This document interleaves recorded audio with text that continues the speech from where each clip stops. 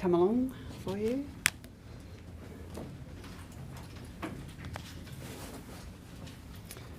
Right, if everybody's good, I might start. Can I thank you all for joining us here today. There's myself as Agriculture Minister, Tanya Plibersek obviously as Environment Minister. We've got Minister McAllister here as managing the National Emergency Response. And we have Dr. Fraser, we have Dr. Smith and Professor Kelly here as our experts, our Chief Medical Officer, our Threatened Species and our Coordinator of Disaster Response from Biosecurity.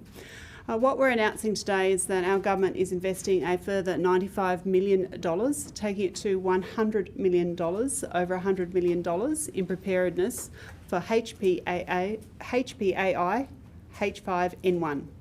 Known as bird flu, it's the H5 bird flu. This is different from the H7 bird flu from which we've been dealing with earlier in the year. You would be aware that we have been able to contain that bird flu outbreak. We are concerned about the H5 outbreak if we were to get one. We are currently the only continent without the H5 bird flu. It would come into Australia through migrating birds. We have no control over that at our borders. We have obviously strengthened our border security and now invested more than an additional $1 billion in our biosecurity when it comes to protecting Australia from pest and disease. But this one we may not be able to stop because of the migrating birds. As part of the $95 million additional investment, the Department of Agriculture will receive around $37 million, and this will provide critical capability and improve surveillance with key partners. So this will purchase us critical equipment such as mobile laboratories for further testing. It will be $5 million boost to biosecurity and scientific capability, $10 million for a national coordinated communications campaign, and $7 million to increase and improve early detection and reporting capacity through Wildlife Health Australia. This is important to make sure that if the disease comes into Australia, that we get it as early as possible so that we can manage and contain the disease. We are also, and Minister Plibersek will go into the details, another $35 million there. There is some money going to the Department of Health in terms of vaccines, which Professor Kelly will talk to. And then, of course, if we do have an outbreak and it does get to a serious level, Minister McAllister and her department will kick in, so she will have something to say. So I hand now to Minister Plibersek. Thank you, Julie. As Minister Collins said, we're the only continent so far that hasn't seen an outbreak of the H5N1 version of bird flu. This is a particularly easily transmissible version of bird flu, and it's meant that globally around 500 bird species and around 80 mammal species have been very severely affected by this strain of bird flu. We've seen mass mortality events in countries around the world. It is very likely that this strain will eventually reach Australia. Spring is the most likely time for it to hit because of those migratory bird species that will come in from countries where this strain is prevalent. We are doing our very best to make sure that we don't see mortality that would send threatened species extinct in the wild. We're trying to prevent that by investing in early detection and surveillance, substantially increasing our detection and surveillance capabilities to make sure that we catch it as soon as it arrives here. And we're also investing in taking a species and site-specific approach to planning for this bird flu so that we look at the species that are particularly susceptible to it, and that would include species that nest in a single area like the Christmas Island frigate. And it also includes species that are on the threatened species list like the Australian sea lion. We are particularly worried about those species that are in low numbers in the wild. We're working with the Zoos and Aquarium Association and other stakeholders to make sure that we are able to protect our threatened species, including by examining approaches like vaccination of threatened species. This strain of bird flu is particularly dangerous, and this extra investment, taking the Australian Government's investment now to over $100 million, gives us the very best chance of protecting our precious threatened species. Thanks. Thanks, Tanya. Minister McAllister.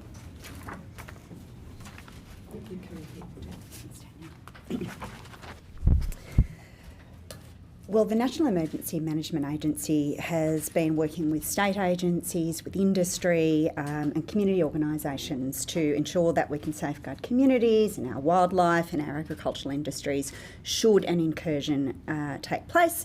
And it's very important that we do this in a coordinated and a collaborative way. This part is critical. There is no one entity that can manage this challenge, and what's required is coordination between government, industry and community. So NEMA has supported the design and the delivery of 3 crisis exercises in August and September in 2024. They've activated the National Coordination Mechanism multiple times to ensure that we are coordinated and people have a common operating picture. And we, of course, continue to provide our crisis planning and emergency management expertise more generally to the Department of Agriculture, who are leading this work. Now, all of this work has informed the investment that's being made today. The most important thing that I want to leave with you is the sense that we need to work collaboratively on this, and it's one of the reasons that NEMA has established the national capability that it has, so that we are in a position to bring all of the actors to the table when we face difficult situations such as the one that seems to be approaching in terms of bird flu.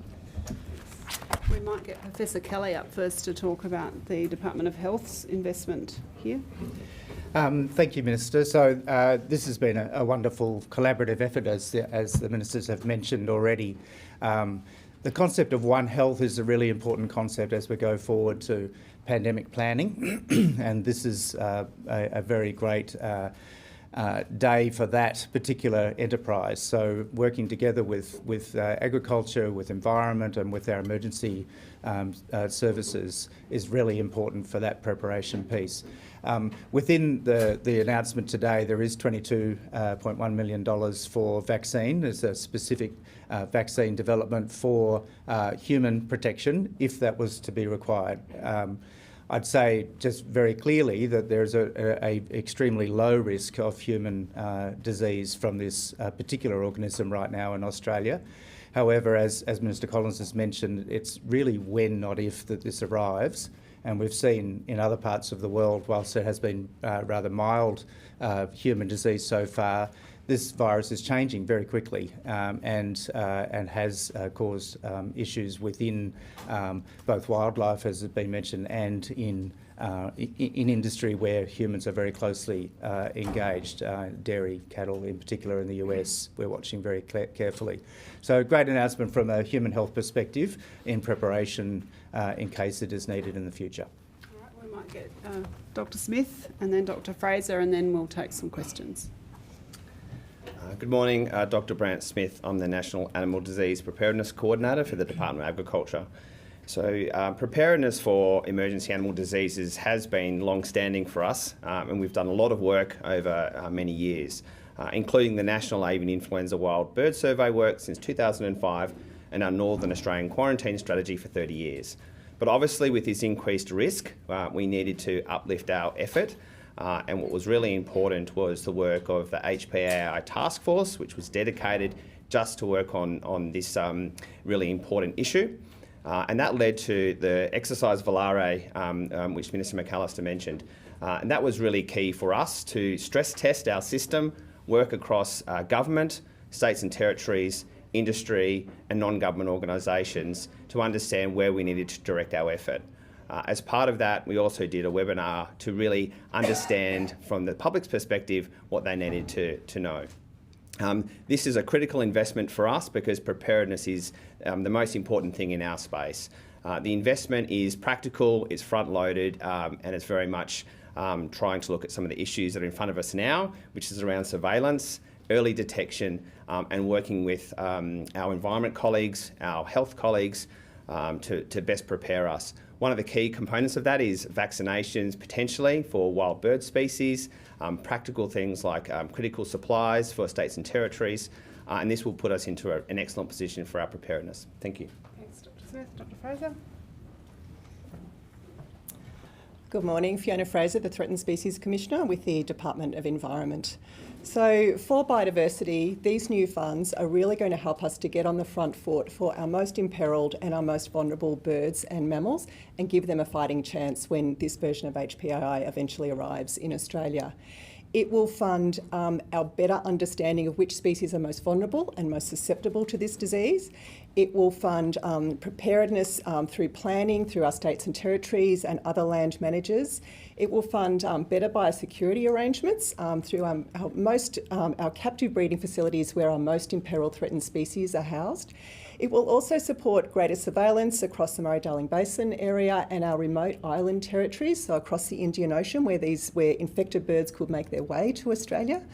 And it will support on-ground actions such as the addressing threats that many of our most susceptible species face already. So because we can't mitigate the impacts of this strain of bird flu in the environment, what we can do is take steps to address other threats, and that could be invasive predators, could be invasive rodents on offshore islands where we have important breeding colonies of seabirds.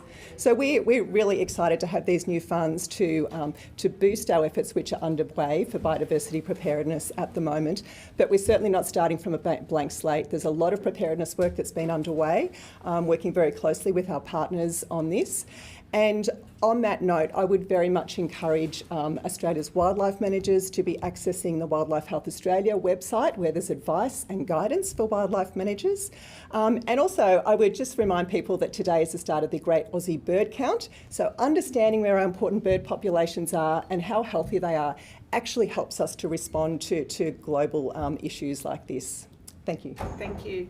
And I would say to members of the public, if they see large lots of dead birds, they should either call 1800 675 888 or birdflu.gov.au online in terms of reporting them so that we can make sure that we test where appropriate. So questions, experts? Tanya, myself. Yes, David.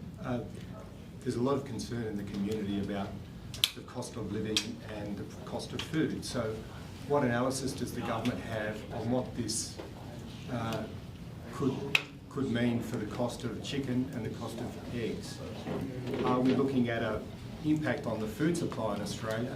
And of course, I think there'll be some Australians will be concerned about the safety of food as well. So what's your response on those concerns? Well, can I say that in terms of the H7 outbreak that we've recently dealt with from, I think it was May through to July, we certainly saw some mild impact on our egg supply chain. What we are doing in terms of preparedness, and the reason we're doing this is to make sure that we maintain food security and food safety, which is why we're doing the work that we're doing. I'm not sure whether one of our experts wants to make a comment on the food safety here. Professor Kelly? Yeah, thank you. So we did look at this in relation to the H7 outbreak, as Minister has mentioned, and our advice is that there is no human health problem with this from that perspective. This flu spreads the same way as other influenza viruses do, which is in the air. That's the way it's likely to come into human populations. Yep. How much have you been able to take advantage from Australia being the only continent that hasn't experienced this flu yet? How much have you been able to learn watching at the reactions in other countries and how they've dealt with this flu? Certainly we have learned a lot from what other countries are doing and how they're responding to this H5 bird flu. As some of our experts have alluded to, there's been a particular outbreak in the US where it has got into dairy cattle and where we have seen it then transfer into humans who are working with the livestock. So we are learning from that, which is why exercise Volare was undertaken, and we're learning from our exercise, which is why we now have this investment to make sure that we're as prepared as we can be. Yes. Dr. Smith, I want to ask you, you said possibly we're going to be vaccinating wild bird species. How do you go about doing that? Yeah, thank you. Good question. So this was mainly about bird species that are captive primarily. So that's those that are at highest risk of extinction. So We're aware that there's been some positive vaccination trials undertaken in the US, as the Minister has said, in some condors and other wild bird species. So we are looking at bringing in available vaccines to have as a critical supply if needed, and we'll look to do some trials to make sure we see how they work in our species here. But it's really a safeguard mechanism to ensure we can maintain those critical threatened species should the H5 arrive. What are you talking about? Which species particularly? I'll talk to Fiona, yes. I know some of the answers to this, but I'll let the experts do it. Thank you. So the application of vaccines for wild birds would probably be few and far between. So we're looking very closely at which species would most benefit from the application of vaccines.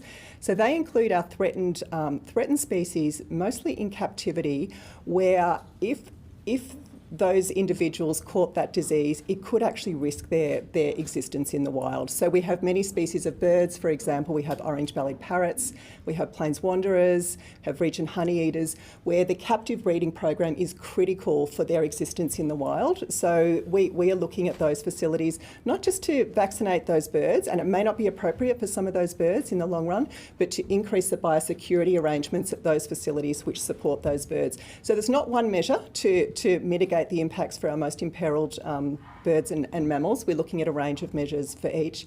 Vaccination is it's not a fail-safe, and certainly in the wild there is very few situations where we would be likely to apply that. Professor Kelly, you said the word pandemic. How concerned are you about the human health impacts? How fast does it spread human to human? Is there a likelihood of this getting out of hand? So I should have had a mental health warning when I said that word. Look, I think this is all about preparedness, and the announcement today, as my colleagues and ministers have said, is about us getting ahead of the curve. And to answer that question earlier, it is an advantage that Australia does have a moat, and we know how to use it. So the fact that we've had time to actually see what's happening elsewhere is really important. The chance of someone having H5N1, we did have one case this year of someone who came back from India, a young child, but the case of this occurring in humans before we see some of the other issues that have been talked about in wild birds, for example, is very, very low. What we've seen in the US, for example, there's been less than 20 cases, despite the fact that and mostly related to the dairy cattle outbreak.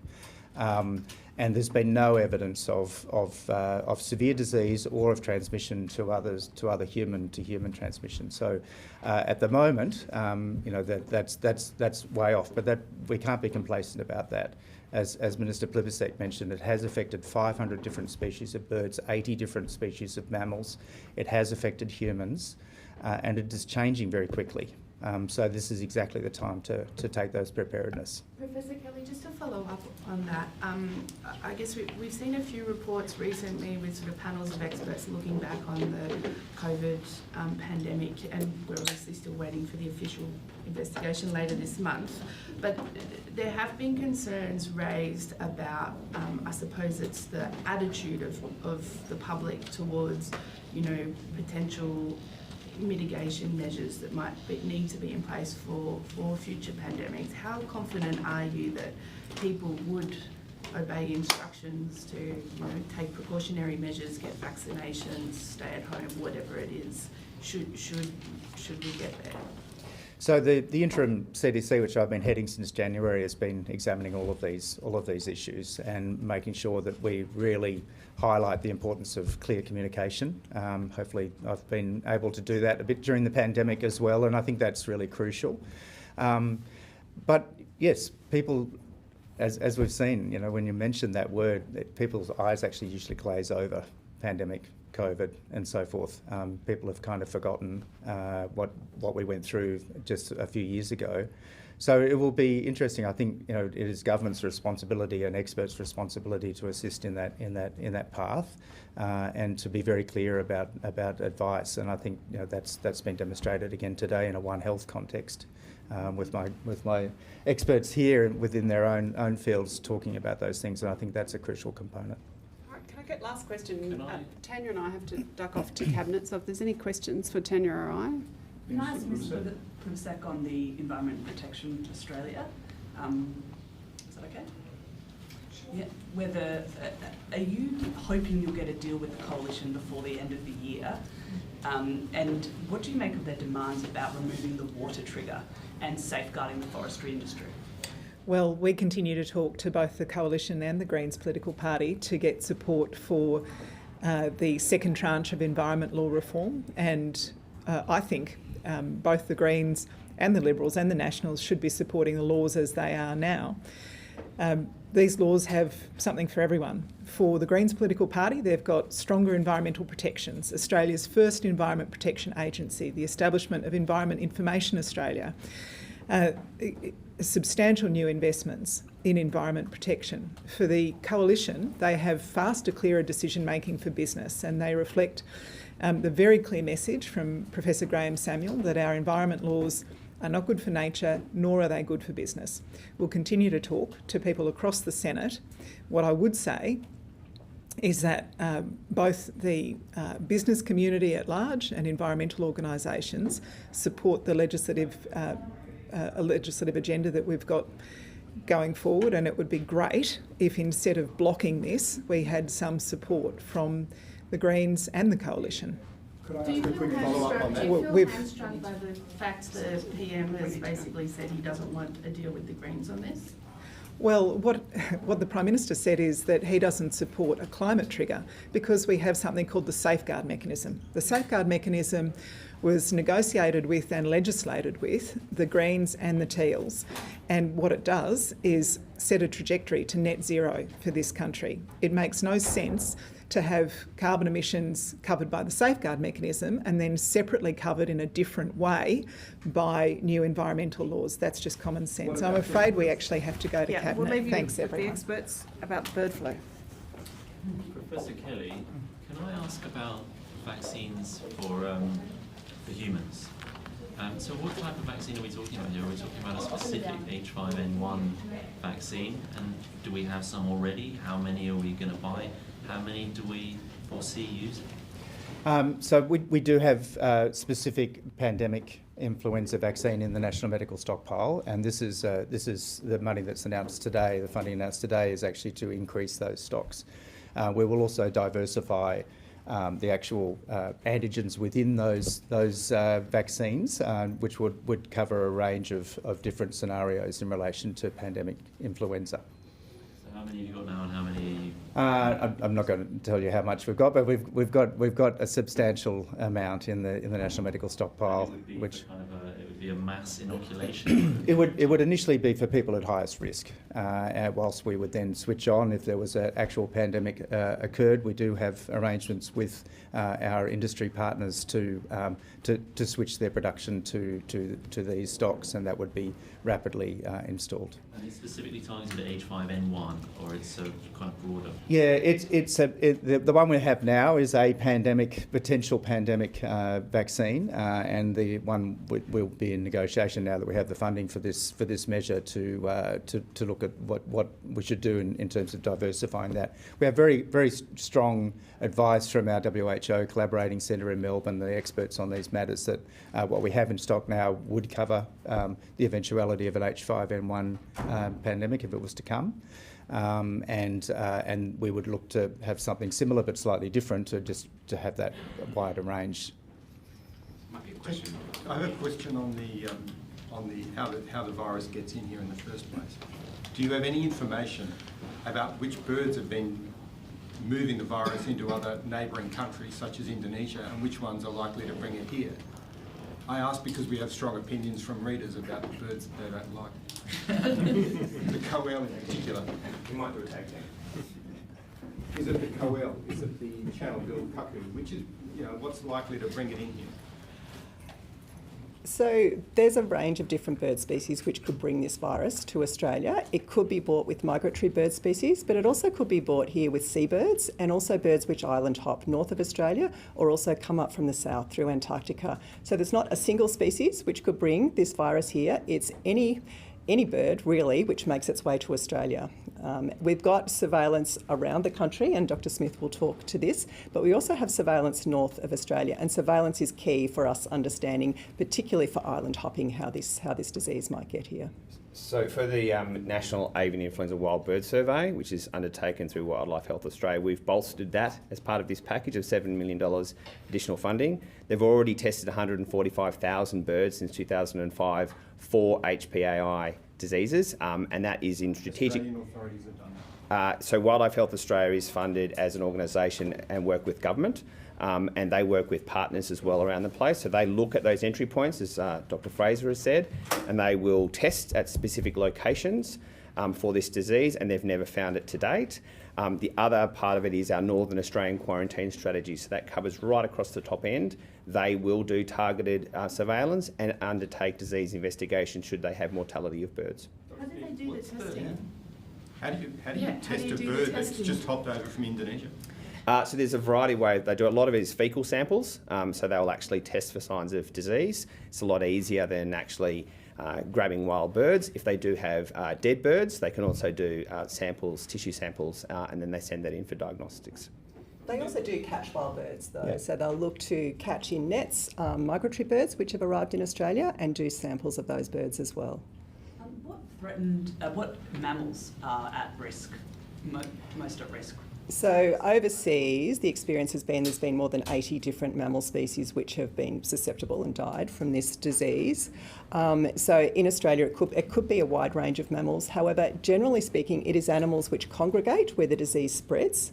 So our concerns are for animals such as seals and sea lions, which congregate on beaches and also mix with wild birds in those environments as well. Also scavengers, so animals which eat dead birds, so they could be feral cats, they could be dingoes, they could be our quolls as well. So that's less likely to result in a mass mortality event for those scavengers, but they could actually spread that disease to other locations. Dr. Smith, what's the prospect of large-scale culling in, say, the poultry sector? Is there measures in place to support business through this process? What are the contingencies in place? Yeah, so primarily what we're looking at this point is the introduction through wildlife and managing that. If it did get into the production sector, we would manage it in a similar way as they did with the H7 outbreaks. So our emergency animal disease response agreements, which are pre-prepared cost-sharing arrangements, would kick into place, and they would undertake the same levels of containment and reporting, and that would be part of our normal response arrangements. Containment being culling, that kind of thing? Yeah, so in poultry sectors for avian influenza, the first point is to contain and destruction to try to prevent the spread of disease through poultry.